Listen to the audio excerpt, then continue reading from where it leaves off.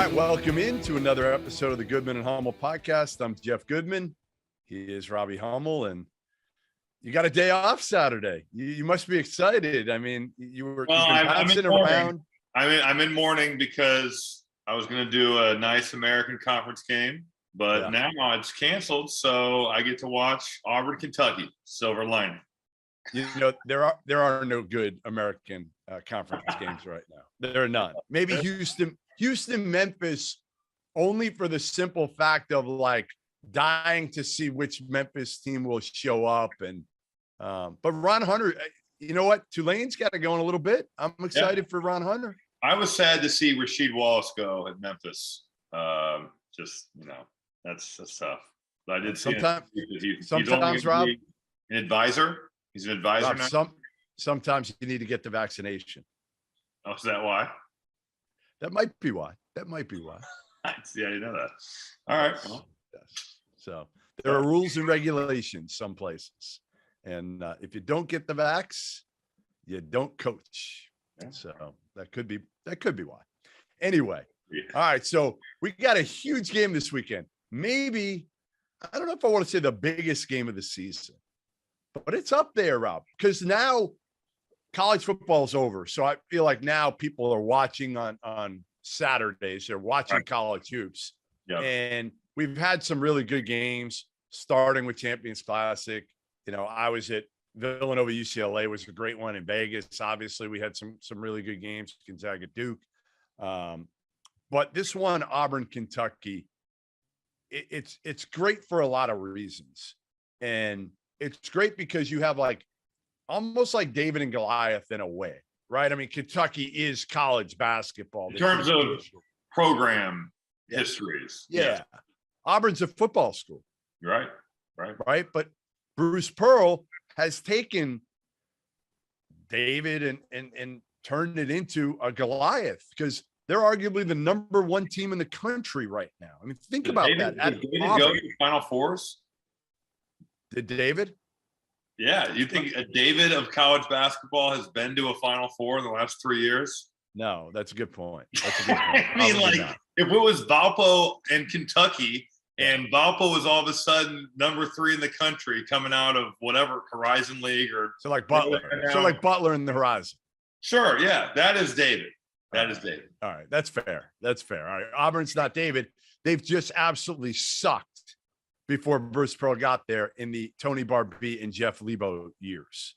And they'd been irrelevant for a long time. And it'd been one of the worst, if not the worst, Power 5 college basketball job in America when Bruce Pearl accepted it and really had no other choice because nobody else was really going after him on his show cause. So the other part of this is Cal and Bruce, they'll shake hands, they'll phony it up with the best of them, but they can't stand one another. Does that go back to Tennessee, Kentucky, I assume? Yes. That goes back. How about this?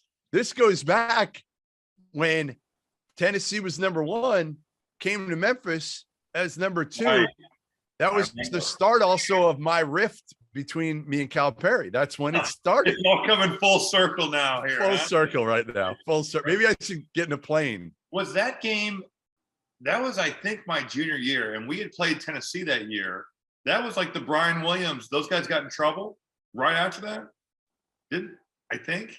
I don't remember. Wrong. I don't remember if I got Tyler Smith and Brian Williams and those guys. Brian Williams was on the team. Yeah. Brian Williams was definitely on that team. It would have been 2006. No, it was when I was in school. I think it was 09. Oh, 09, 12 years. Yeah. I'm sorry. 09. You're right.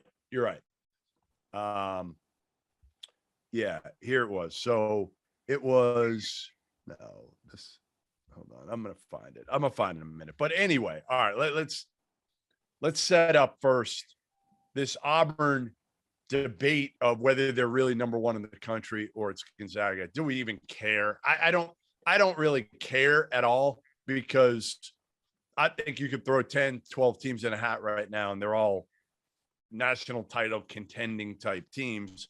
But Auburn might be the most surprising of the bunch when you talk about them prior to the season and where people had them ranked. And I remember talking to, we talked to Bruce about this. He was worried about his point guard situation. Yeah. Well, that sorted itself out. I mean, when you look at what they have, well, I think the Georgia guards, and I know Georgia's not very good, but they're going to see Zeb Jasper and they're freaking nightmares. That dude is into the ball, and he is making your life miserable. It's going to be fun to watch him go up against what Kentucky's bringing to the table in Severe Wheeler, Ty Washington, Davion Mintz. But, yeah, Wendell Green can score it. Katie Johnson's a junkyard dog. They all are. They play with swagger. They don't – They're not the biggest guys. What? Wendell Green's 5'11", Katie Johnson 6 foot, Zeb Jasper 6'1", but they're confident in themselves. They play with swag. They play fast. They play hard. And then you mix that in with a big time shot blocker in Kessler, and you have a elite talent in Jabari Smith. I mean, it's like this has come together in a way where when you watch Auburn play, where you get the good things of Bruce Pearl and the way he coaches alongside a nice mix of talent. And I thought it was interesting when we had Coach Pearl on the podcast. He doesn't shy away from little guards. A lot of coaches do. He does not give a shit. You don't want a little guard. No, I know. And you have to have the right ones. Because I've seen little guards plenty of times, as you have and anybody has, where they just, if you're going to switch, they're going to get pumped. Right? And you can't do anything about it. But if you have the right guys who will fight and understand angles, leverage, all that, you can do it, and they have. But you're right. What a job he's done and kind of putting this team together. Transfers, I mean, he's done a great job with it. The transfers he's gotten have been phenomenal. I just can't believe they've been able to sustain it. Last year they were a disappointment. Sharif Cooper was suspended at the beginning of the year, came back and, turned it over a lot. Like Sharif was interesting, right? I mean, I didn't. It felt like a wreck. It felt like he was just there to lead, Yes. Where now you're gonna dig. That's fine. You have to be you can't just go to the end. You could go G League now, but it is what it is. It just didn't feel like it was all that genuine, I guess you could say. Jabari, man, we've had him on twice on After Dark so far this year. Man, he is impressive. On the court, obviously, he's super impressive. Off the court, he's just so likable, Rob. He's so real and fun and loose and says the right things, but also is honest and says, yeah, I've been disrespected. I feel like I've been disrespected because everybody at that point, this was 3 weeks ago, everybody talks about Paolo and Chet. Now it's changed. It really has. No doubt. I wish somebody would respect me and be like that. The third pick. Respect me like that. Right. He is so talented. I mean, the game it looks so easy for him. But if you're 6'11", you have a flame. You got a handle. It's amazing. It really is. I have to give props to the Auburn fans. Do you know how much standing room only tickets are going for this game? No. Take a guess. I looked it up. Standing room only, I don't know, $50? Standing room only? 200? $200. Shut up. Come on. 3, 4? $311 is what they were going for this afternoon. Holy shit. And you know what? I just think I've seen the way they've gone at you on Twitter, and I know they have a passionate fan base. I respect it. I love it. Hold him accountable. Hold him accountable for what he said in the past. But yeah, we're going to get into that. We're going to get into the fan bases in a few minutes and the craziest, most insane fan bases. You can take it from the players' side. I'll take it from the media side. But you're right. Auburn fans are hungry for it. And I wonder, how much of that is Bruce Pearl, who's out in the community? It's a lot of right. He's engaged the fans. I mean, I was watching the Georgia game, and my first thought was this honestly, and no disrespect to the SEC, Kentucky has great fans, Tennessee has great fans, but that to me, it was this is like a Big Ten atmosphere. The Big Ten, they lead the country in attendance every year. And it seems like when you look at the Michigan States, Wisconsin's, Purdue, Indiana, Illinois, those are the types of environments you have. And Auburn was comparable. I mean, it was a freaking raucous crowd. So Kentucky going to Auburn, in this one. The crowd's going to be crazy. I was there for a Kentucky Auburn game a few years ago, and the crowd was freaking bananas. It was awesome. It was awesome. And I think the crowd will probably be the difference maker in this one. To be honest, Rob, I think the teams are close enough in talent. And I don't know of another time when John Calipari has coached against Bruce Pearl with probably equal talent. But that's probably what you're looking at, right? The best player on the floor is going to belong to Auburn, talent-wise. That's crazy, isn't it? I think it's surprising just because of what Kentucky has been able to do in stockpile. Now, will he be the best player on the floor on Saturday? Because you look at Oscar Tshiebwe, well, I don't care. You can talk about talent all you want. That dude's motor. He is rebounding in a Dennis Rodman-like fashion. The numbers are, I mean, you lead the country every offensive rebound percentage, defensive rebound percentage. It's two hands. If he's getting his hands on it, it's done. I mean, he is a freaking monster. I saw where I think Sporting News named him a midseason All-American, deservingly so, 16 and 14. He's had a ridiculous year. So you can talk about talent all you want. This game is going to be won on the glass. Whoever dominates or wins the rebounding edge, I just think that is going to be the game because both teams can do it. Both teams can get out there. They can get on the offensive boards. Kentucky's best offense, even with some of the shooting they have, and they've upgraded their shooting in a major way. When you've got a guy like Tshiebwe, your best offense at times can be just get it up there and let that dude go get it. The only thing I worry about a little bit is sometimes if you watch Tshiebwe's teammates, will just stand around and watch him go get it. And if he doesn't, Auburn's got enough other dudes. I mean, they got a kid, Walker Kessler, who's not the most athletic dude in the world, but he's a force, right? Like Tshiebwe's not going to be able to just dunk on him. Like he's had his way physically with most of the opponents he's gone after. Now you got Kessler. You got Jabari. They got other bigs too. I mean, Katie Johnson's a big time athlete. Cardwell is a big boy. So like they can rotate dudes in, and it's like Tshiebwe by himself so many times, and they can't allow that to happen if they're Kentucky. No, you can get caught watching a guy like that. It was like playing with Kevin Love, where you're just like, dude, he gets every rebound. We don't have to do anything. He's getting 30 in games, Like, what do you mean we got to go rebound? I do want to give you props on Ty Washington, because I do remember that at the start of the year, you went to Kentucky to see Coach Cal, and you left that practice and you said, I believe on this podcast, you were like, hey man, you're going to like watching Ty Washington play. And at the time I was like, well, this guy thinks Maryland's bench is good. So, take it with a grain of salt. Who knows what that opinion is, but I will give you credit. Boy, he can get his pull up whenever he wants. He can get to that thing whenever he wants it. He's a stud, man. Ty Washington is fun to watch. And he's got a high IQ as a player too. Like that knows how to score the ball. Knows exactly. He's a pure scorer. Not a great athlete. And you watch in the NBA, like a lot of players actually who came through Kentucky, they're better in the NBA.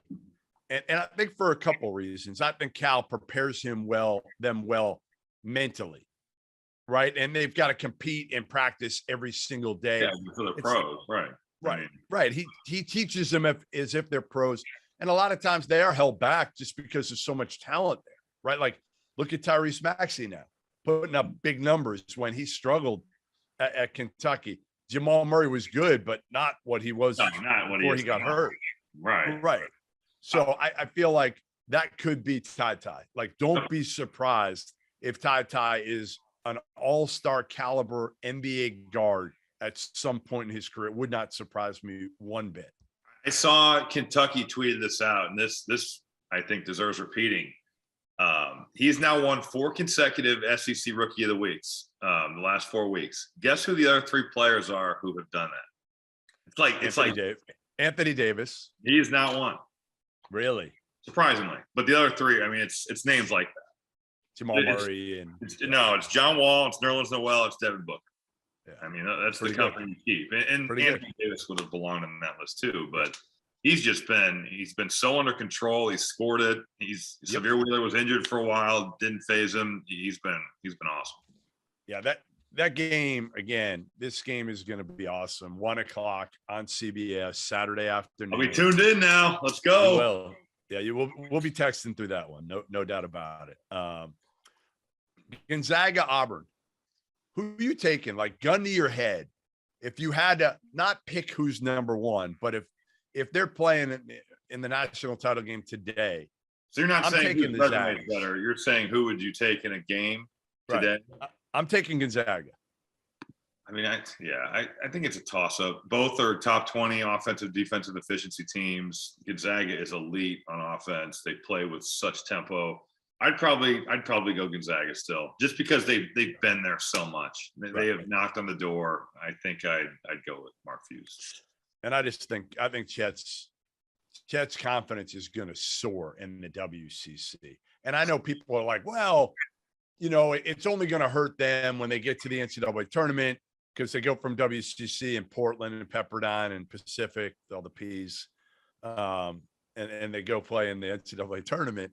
And like, it's a huge jump. I agree with that for like somebody like Drew Timme could get bored a little bit, but I think Chet needs that. I think Chet needs that confidence on the offensive end as much as anything else. And I think he'll be a completely different player coming out there and dominating games. I know when we had Mark Few on the pod last year, I feel like we talked about this because I think I had maybe said something about how he had been listening.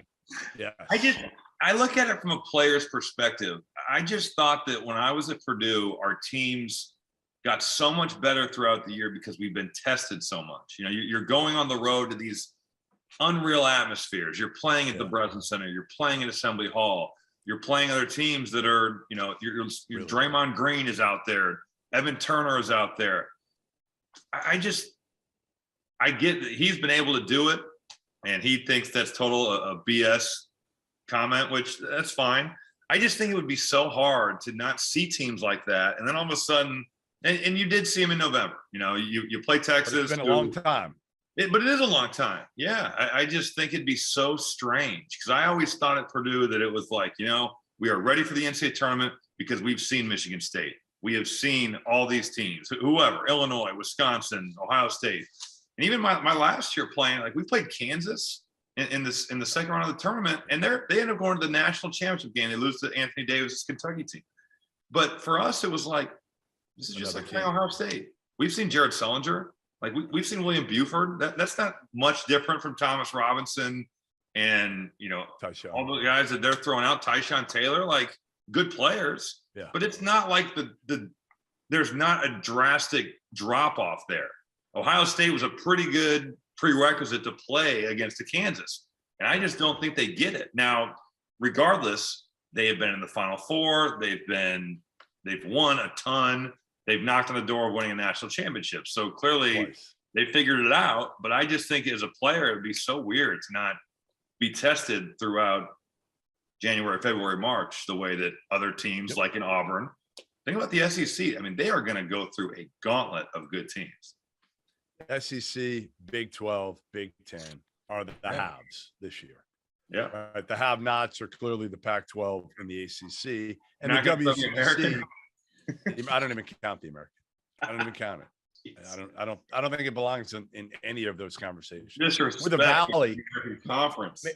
Maybe the American and the Valley, I would say, like you maybe put those two together. But I think Loyola would compete for the title in the American. I think they give Houston. If Houston was healthy, no way. I mean, Loyola's good, but they're not. That's true. But they're not healthy. They're down 3 right now. Yeah, they're probably the most injured team in college basketball. They are. They have 3 guards, seriously. All right. So Kentucky's fan base, I still give the title. I give them the heavyweight title. I don't think I'm ever going to remove the belt. I mean, this is a fan base that, again, got me to where I had to unlist my home number. Okay. Years ago. So nobody's taking the title from them. They're out of their minds in a good way for the most part. But when it comes to the craziest fan bases, number 2 is wide open. And making a push for this, are the Texas Tech Red Raiders. They have crushed me recently for a number of things. Number one. Yeah, you treated them like shit. What do you expect? You talk bad about them, of course they're going to crush you. I was in Lubbock 2 years ago. So I was in Lubbock about 15 years ago when Bob Knight was when Bob Knight was ready to break the record. I went to Lubbock, and I remember this was pre-Twitter, and I remember tweeting out like writing in a blog or something like how much I didn't like Lubbock then, and like some people got a hold of it then and killed me. But I went to Lubbock 2 years ago, and I really loved it. I had a blast. I went out with some guys drinking, good spots, great college atmosphere. Fans were awesome. They played Kentucky. Did they take you to the barbecue place in the middle of nowhere? There's a barbecue restaurant in Lubbock. I don't know the name of it. I should, because I've eaten there a couple of times. It's literally in a cornfield or whatever. Really? Yeah, really? Like it's in the boonies out there. I thought they might take it because I know beer. They did not. They did not. So I said, I did a deal, something called Chain of Command for every league about 3-4 years ago. Every league, and I polled coaches that had been in the league for an extended period of time on like 8 different categories. Resources, fan support, administrative support, buy games. Just a whole immersive deal. All of them. Yeah. And do you know where Texas Tech ranked? In the Big 12 or national? In the Big 12. I did it for all 32 leagues. I'm going to guess you put them last. Last. I didn't put them last. They earned it. They earned last. This was after the Elite Eight, before the national title game. It was that summer. Okay. So since then, they've gone to a national title game. They have built a new practice facility. I get it. It's changed. No longer are they the worst job in America. And I said worst job. I probably should have said toughest job. Anyway. Worst. I know it sounds bad. I'm not exactly I don't always pick the right words to I'm not always the most sensitive individual here. So I would say now, if I had to do it all over again, or if coaches had to do it all over again, they would probably pick Texas Tech 7th or 8th, I think, in the league. I think Kansas State is clear 10. I think TCU is 9, and 8, like Oklahoma, maybe. I don't know how much they care about basketball, like they care, but it's a football. Obviously, it's a football job. And Texas Tech fans have been out of their minds. I mean, they are DMing me, killing me. I mean, calling me names that I can't even repeat on here. It hurts my feelings. I've got you embrace it. I think it makes you feel good. You take the hate and it all feels like applause, like the true. I don't care.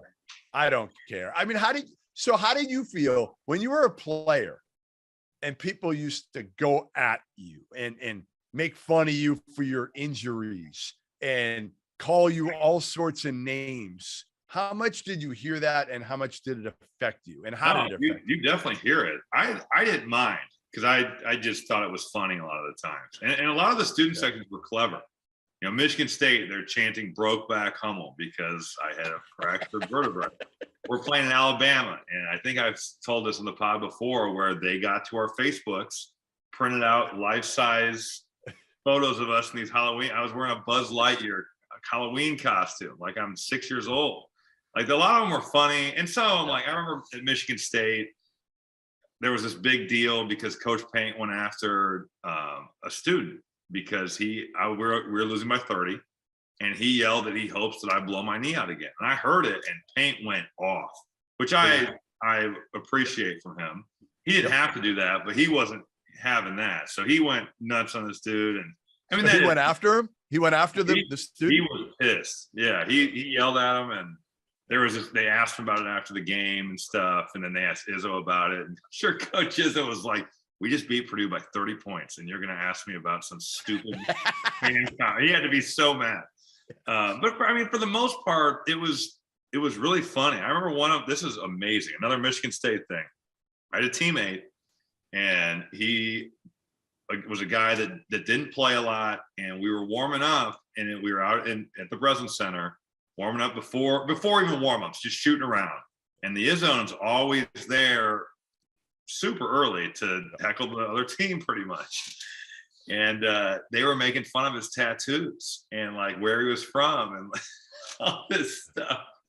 And he like shot an air ball. It bothered him. And he just went, put his headphones on, sat down.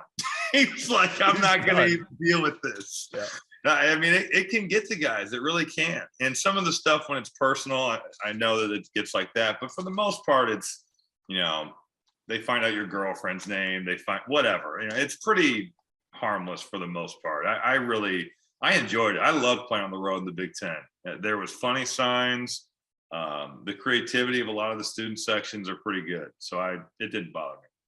So it's not going to, if I get DOSed or when we're doing our vertical test in heckling me, I think I'll be to heckle you. I think I'll I'll be going to affect you.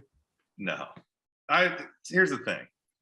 I know that you are not athletic. So even if he was heckling me, how is that going to affect me by just saying, hey, I have to jump up and touch something?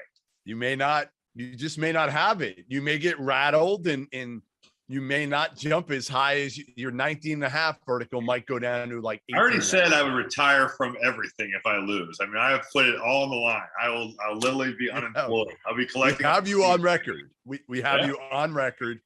Tyler's, our producer, has you now multiple times saying you will never come out. I mean, your poor girlfriend, like she'll be stuck with you 24/7 now. I know. She'll just have to deal with me. But the good thing for her is I'm pretty confident that I could never lose to you. If it was somebody that was good, it would be like, all right, this is a legit possibility. All right. So getting back to it, Kentucky is my number one fan base in America. Craziest, most rabid. Can anybody compare with Kentucky, Rob? I mean, Big Ten, there's some crazy ones in there. Yeah. I mean, I think I'd put Kentucky 1-2. Their fan base is unmatched, I think, in terms of numbers, passion, crazy. Like you see it all with them. You really do. But I for the most part think there's some bad to it, and that's any fan base, but it's a lot of good. They're very passionate about Kentucky basketball. Indiana, I think you have to put up there in terms of some of the stuff you see there. I mean, are they number one in the Big Ten? Because the Big Ten is hard. There's a few that are in there. For me, Illinois. I might put Illinois ahead of Indiana. Yeah, Illinois' fan base is pretty wild. I would say I got with the Curvelo stuff. I mean, all I said was he's not an All-American. I think he's an All Big Ten guy, and they lost it. And with the concussion, who knows? He played like an All-American the other day. He did. Which honestly he did. I expect an apology. He has not one game. One game. It's impressive that he's sat around for 2 months and dealt with this concussion stuff and just come back and balled against Purdue. Yeah. That's hard to do. It was kind of like you. But you know what? I've seen a lot of Indiana stuff too, and maybe that's a bias because I grew up in the state. But just some of the stuff that you see with like the Brad Stevens stuff, where everybody's saying it's not going to happen, but there's still like packs of people who are just like, yes, it is. I had to ask him. Do you remember? I had to ask him after it's posted. No, I remember at 3x3U, you almost got in a fight with somebody because there was one person. If you Titus was adamant. I don't remember. No, Titus was you and Titus and Mark. Oh, Titus. Titus he really believed it though. He did. I think he couldn't have been that dumb to believe it. He really believed Brad Stevens was going. I mean, we would have to ask him, but I asked him at 3x3U, I feel like, and he was like, no, I really believed he was coming. I really think he did. Wow. But I just, I've seen a lot in Indiana where I've heard some of the stuff that gets said in the crowd as a player. And I've been there as a broadcaster where a random 75-year-old fan comes up to me and asks me to take my headset off so he can tell me that it's a disgrace that I'm calling the game on the floor, points to the top and says, they should make you call the game from up there. Like I've seen that, but that's what makes it a good rivalry. That's why tonight is going to be awesome. Right. If he came up to me and was like, welcome to Assembly Hall. We're happy to have you here. That's not, you don't want that. No, you don't. So I think Indiana's fan base is got to be up there. Illinois, if not tied, right behind them. Yeah. Those would be Louisville, I think, at times can be pretty crazy. Yeah. NC State was really bad. They've been bad to me over the years. Like I usually feel it out on Twitter. Like Twitter's the way I can kind of tell. And that's not fair necessarily because you've got a younger audience, obviously, on Twitter. But those NC State fans, obviously, yes, you know me. Sometimes I'll kind of needle certain fan bases when I know. Yeah, right. You're freaking taking. Needling is not the word. All right, you are inciting fan bases. The glee you tweeted out like the Steven stuff. I knew you were just sitting on your phone giggling like a little kid as you tweeted out that he was gonna, do something else. I had to ask him. I felt it was my obligation to ask him. That's high journalistic integrity by you. Had to do it because those fans that like Titus, I just wanted Titus to understand that it wasn't gonna. I was doing it for Mark Titus and some of those other delusional Indiana fans that thought what a guy you are, Brad Stevens. What about Purdue's fan base? Would you put them? I mean, they're pretty passionate. Top 10. Yeah, Purdue's. The thing with Purdue's fans, I don't know if I've ever gotten them to hate. Like, I don't think they've ever hated me enough. So, like, see, I feel like in order to hate you, there has to be some really perfect storm conditions. Like for Kentucky and Indiana, their histories are so good that when they're bad, it can and Purdue's history is great, but it when you're talking about national championships and Final Fours, it's not the same as those. I think the most upset they ever got at me when I'll put out there something like the top atmospheres, and I won't put Mackey in. At one point I didn't have him in the top 10. Now I do. That's egregious. They should be upset. That is easily a top 10 atmosphere and has been for. It's like when we used to play remember the video game NCAA basketball? Yeah. In that game, which we would play all the time as players, and believe me, it was so fun. Like we'd play as ourselves. Yeah. And they would rank the top 25 atmospheres. And if you had one that was a venue that was a top 25, you could start like during free throws, mashing buttons and like the screen would shake. And Purdue wasn't even in the top 25. We were like, dude, we played these games and this place is better than 99% of the places we play. How is this possible? And you know what? It's because of people like you who didn't even have us in the top 10 is why NCAA basketball 09 had us like 50th in arena atmosphere. How was your athleticism in that game? Did they? You know what? I could not shoot for shit, but if you gave me the ball on the block, I would murder anybody. They did not have me right. Up. I swear. Yes, it was like I would edit my player. I was like, please, 75 3-point shooting. Like this is at least 90, 95. So I cranked that up, and then I would not touch the post thing because I didn't want to, even though my rating in that was way too. So would you take away when you added to your own? Would you have to take away from like each one by adding to you? No, I would just suit me up is what I would do. I was just like make me a super player so that I can. Unstoppable. Robbie Hummel is unstoppable. This is what I want. This is what I want in real life. So this is what. It's like Larry Bird. This is great. Bobby Riddell, one of our walk-ons, he was in the game one of the years, and they made him so athletic. I mean, Bobby's like 5'11", flamethrower shooter. He's going out there. You put him in the game, he'd drive the ball and just tomahawk on guys. I mean, it was like he had to be so hyped because the video game made him sick. He was so good in the game. They must have confused him with somebody else, right? I don't know who. Yeah, freaking Vince Carter or something. I don't know. You can see the dunks he was throwing down. Oh man. All right. Before we move off craziest fan bases, I do want to just apologize to the Lubbock faithful, to the Red Raider fans for putting him last, for anything that I might have said that offended Lubbock, Texas. I was there a couple of years ago again. Love the town, love the city. It is a little bit tough to get to. And that's kind of my take on the Texas Tech job a little bit. Is it's not quite as easy to get kids there. Now, again, Mark Adams just done one hell of a job, and I didn't know he'd be able to do this as a head coach.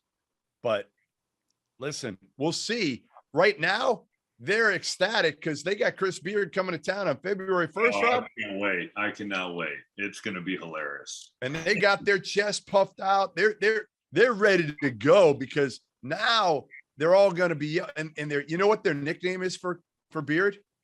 What? Country Club Chris. Because he went to Texas. Good, he went to the country club. That's pretty good. It is. You know what? I respect Texas Tech's fan base just because they really believed that he was going to stay and that he was one of that. And when he didn't, boy, it's on now. And they believe their job is better. They believe their job is better. And in one way it is. The fans because they're at Texas, they don't care at all. Nope. I mean, the fans there are so just whatever. I mean, there's a lot to do in Austin. They find ways to fill that football stadium, but they don't. You know what you're not getting to Lubbock, though? And this is what I try to tell their fan bases. You're not getting Kevin Durant to Lubbock, Texas. You're not. You're getting him. You're getting him to Austin. You're getting him to Texas. To me, that's why Chris Beard left. He got to a national title game. Well, he was a manager there. I mean, he's gone to school at Texas. So while I think the problem lied in the fact that he had ingratiated himself to the fans so much, and it, don't worry, I won't leave. And then, when in reality, I think if you're more honest, even if it's not what they want to hear necessarily on the back end, it wouldn't be maybe as bad. They wouldn't like him because they hate Texas, but I don't think he would be the same level of. No, he needed to come out. He needed to come out and say, "Hey, I'm going home. This is where I went to." If I was him, I would have said that 1,000 straight times. Every time I was interviewed was, "Hey, listen, I'm home now. This is where I went to school. It's nothing against Texas Tech. I'm here not because I think Texas is a better job, but if you have a chance to coach your alma mater, you do it. You do it. Period. So I think that's probably where he screwed up, if anything. But yeah, that atmosphere. The fact that he didn't, that makes this all the much better for us to watch on February 2nd, whenever this game is. February 1st. I'm going to try to get out there. I got some issues here with my dog, so I'm not sure I'm going to be able to pull away for that long. We'll see. But yeah, that'll be a hell of a game. The stretch. Now we're starting. I feel like every night now in college basketball, Rob, good game. We have a big time game, right? Like we got one Friday night, Michigan State at Wisconsin. That is a heavyweight matchup. Then we talked about certainly the Auburn Kentucky game. So before we get to our coach of the years, we'll finish with that. Michigan State, Wisconsin. So the biggest question I have, and everybody should have this, is not about Michigan State, but it is Wisconsin for real, for real. Like we know they're for real as far as Johnny Davis is concerned, that he's, to me, the National Player of the Year front runner today. Now it's still wide open. Yeah, anybody can take it. A lot of games to be played. Ton of games and big games, right? But Wisconsin's resume, Rob, it's amazing, right?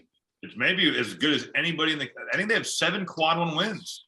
Yes, and then one of their 2 losses is Northwestern on the road. That's probably another one. I think they're top 75 net, which would give them.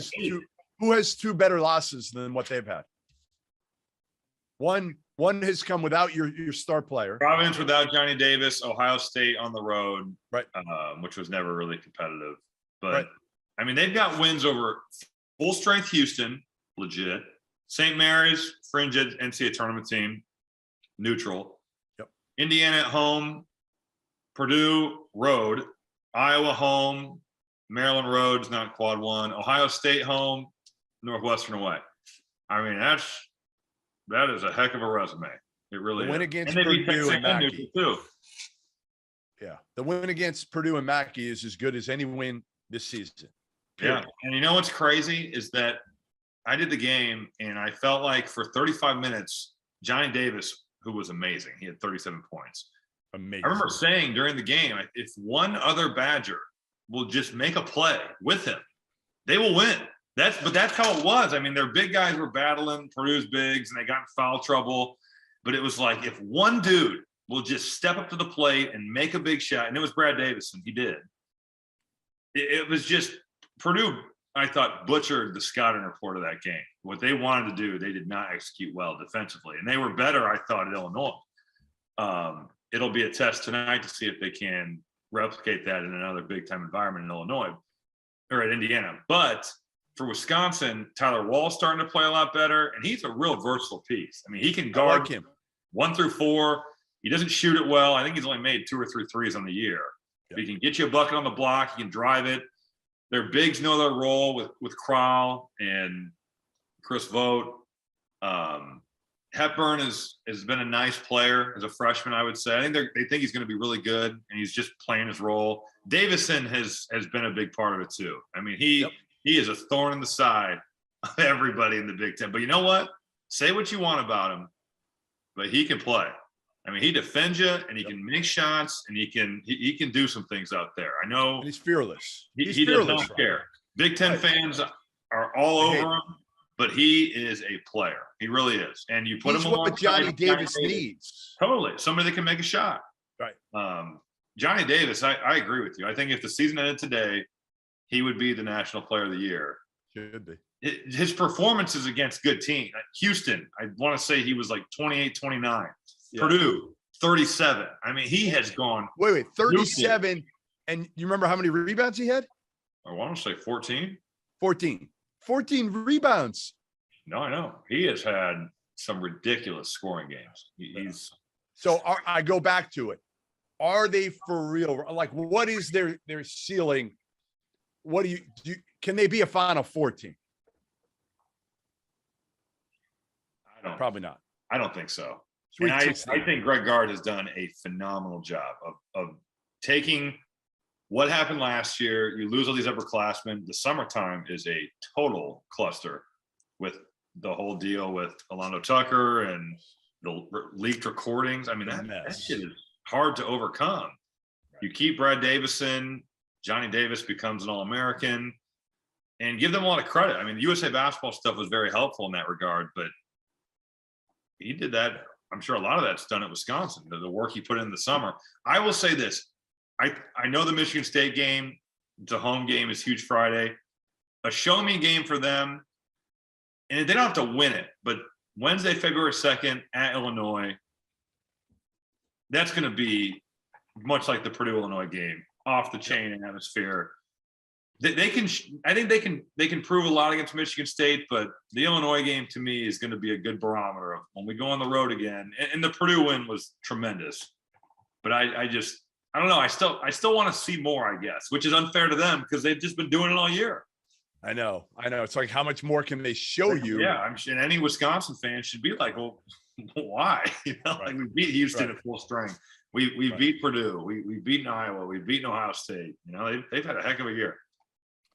So Greg Gard, to me, has to warrant some Coach of the Year conversation for all this, right? Because again, they weren't usually when I do Coach of the Year, and fairly or unfairly, I'm doing it and I'm picking guys that have exceeded expectations. I'm not picking Mark Few. Yeah, like Bill Self not winning it a lot. Right. Those guys just aren't doing it. So the guy I'm going with, and it goes back to the start of our pod today, I'm picking Bruce Pearl. Nobody had him in the top 25. There are some other guys in there. Mark Adams deserves credit. TJ Otzelberger at Iowa State deserves credit. But to me, nobody's done a better job than Bruce Pearl. They're number one in the country, or two, whatever you want to put them. And I don't think anybody, I'd love to see what it was preseason if anybody voted him in the top 25. Nobody knew how good Jabari was. Nobody knew if they had a point guard. They were two Eastern Kentucky and College of Charleston point guards. Nobody knew their names. Right. So I'm giving it to Bruce Pearl for what he's done for that program, for what he's done for that team this year. That's a good pick. I think there's a lot of guys you could go with as of right now, and it would be totally fair game. Pearl's a good selection. Greg Gard's in the conversation. TJ Otzelberger, like you said, Mark Adams, Tommy Lloyd at Arizona. I'm going to go a little outside the box, and I'm going to go Kelvin Sampson. They're 16-2. They are decimated by injury. Yeah. Decimated doesn't do justice to what they are right now. I mean, Marcus Sasser playing like an All-American, out for the year. Tremont Mark, super talented lefty, done for the year, shoulder surgery. Just lost Jamal Shedd, who's their starting point guard. I did their game 2 weeks ago, and Kelvin Sampson literally said to us, he goes, we can play 3 guards right now. we can play Kyler Edwards, Jamal Shed, who's now out, Tajay Moore. Outside of that, and Ramon Walker as well. Wow. So there's 4. After that, he's like, we'll have to. I think Ryan Elvin's a walk-on. He was like, we might have to go to Ryan Elvin because their front court is good, and Josh Carlton, the UConn transfer, has had a heck of a year. They're playing through him. I mean, think about this. He got beat out by Sonogo last year. There's nothing wrong with that. Sonogo's a beast. But he got COVID, he got injured, fell out of the rotation, transferred, and guys get better at Houston, man. They develop dudes. Look at Quentin Grimes. Look at some of the guys they've had transfer in there. They're going to make you work. You're going to have to play Kelvin's style of play, which is tough, physical, pound you on the glass, defend your ass off. But man, if you do that, he'll rock with you on offense. Like, he will let you get your game on too. So I'm going to go Kelvin Sampson. I think he's done a heck of a job. No, that's a heck of a pick. One thing before we finish, again, circling back to Kentucky, there was a report by ESPN that Shaedon Sharpe, they're talented. He was supposed to be a senior. He's from Canada. I saw him play a bunch in the summer, this past summer at the Peach Jam. 6'5", 6'4" guard, scoring point, but can do it all. He enrolled about a week ago, and he's eligible for the NBA draft this year, according to ESPN. Wait, why? Well, he's just, they didn't think he was going to be eligible. I don't know why he's eligible, probably because he's from Canada. Maybe the rules, he's going to be 19, but he's not, whether he's a year removed from his just a year removed from high school. Right. It would be that. And I don't know how maybe because he enrolled early, they're counting him a year removed. I don't know. It's not quite, but whatever the case, that's the report. Shaedon Sharpe on campus. To me, I think he'd be in the equation for maybe not the number 1 pick, but he's not far off. Like, you'd put him in the discussion, in my opinion. Paulo and Paulo. I think he's 4, and I think he's closer than you think to those 3. Boy, the rich get richer, huh? I mean, how is that? Is insane. Now, do you play it? You have Ty, you have Wheeler. You're already on January 20th. You haven't played him. He's only been on campus for a week. What do you do with him, Rob, with a talent like that? Do you just say, hey, you know what? We're gonna sit him this year, and he's gonna play next year, and he's gonna be much further along because he's already been in class, he's already watched us play, he's been in practice every day, all of February and part of January.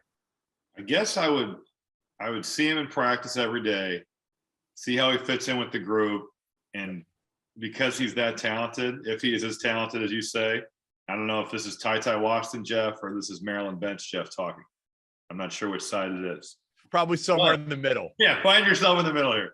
If he is that talented and there's a good rapport with the guys and he's practicing well, then I would say, all right, start working him in. I agree with you. I agree. I don't think you can't just be like, here's 30 minutes a game. Correct. That could blow the team up. Because he's a freshman who just got on campus. So you don't even know. How many times have we seen it with kids that in AAU ball, you watch them and you're like, oh my God, like Cliff Alexander is a great example. Okay. Right. Like in AAU ball, he was a monster. Yeah, well, he was just going up and down the court. Right. He's so much more physically advanced. Shaedon Sharpe is a physical freak. I don't know defensively. Are you going to be able to put him out there? And is he going to understand after being on campus? It's a different level when you go from high school to college, and high school games when you're just out there coasting, and all of a sudden they're like, no, you're going to get in a stance. And when you're off the ball, you're going to pay attention, and you're going to be help side, and we're going to post trap, and we're keeping him left on every ball screen, and we're keeping him right, and him and it gets individualized. Different animal from what high school is, where they're like, yeah, just hang out because we need you on offense. So just kind of stay close to your guy and maybe block some shots and get some steals. He could be a hell of an insurance policy, though. Like, what if Severe gets hurt again? What if Ty gets hurt again? You got him there, and if you want to bring him out of his supposed red shirt, whatever you want to call this, then you have him there and you see how he is in 2 weeks. I think if you're John Calipari, you wait. You're certainly not thinking about it this soon. No. You wait another week, and take it a week by week deal. Yeah, I agree with that. but he is super talented. Never happened before. Like I don't remember a situation like this where some random dude just comes in and rolls, is eligible, and is that talented. Who did Vescovi? Didn't he come in late to Tennessee? Well, Vescovi's not going to be a top 4 pick. No. I'm not talking at that. Yeah, I'm not saying at this level. No, I don't think anybody's done it in basketball at this level. But I'm saying like guys have joined, international guys more so have joined at like this. But usually it's mid-December, Rob. We're not talking. We're going to be at February 1st. We're a quarter of the way through conference play in a lot of these leagues. That's really hard. That's really hard to put on the kid. And you're not practicing nearly as much. And if you're the kid, what you're doing are pretty installed. That's tough. If you're his family or his people around him, aren't you saying, hey, you know what? I'm not sure this is worth it. We need to protect you, not throw you out there to the wolves when you're not ready. Let's go. The original plan was come here, get ahead of the game. Now you're going to be fighting behind. It's a completely different set of circumstances. Yeah, so it's a gray shirt in football. It's like one of those quarterbacks that enroll in January, or not just quarterbacks, whoever. Yeah, just to get ahead of the game, and then you get a running start. I love the move for him, and I think he's going to be terrific next year. All right, well, listen, enjoy your Saturday off. I will be bugging the absolute hell out of you. I expect nothing. Maybe you can make a cameo on After Dark if you're maybe. It's me, Doster, and Gottlieb on Saturday night. Nice. All right. I don't think you'll get a word in with Gottlieb doing it, but probably not. And host Doster now. He's running the show. He's the point guard. I was watching the other night. Point guard who doesn't know how to pass. Point guard who can't pass shit.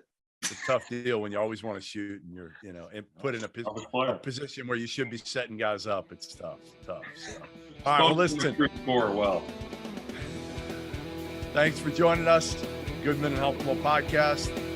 Make sure you watch, listen every single week, and we'll see you next week.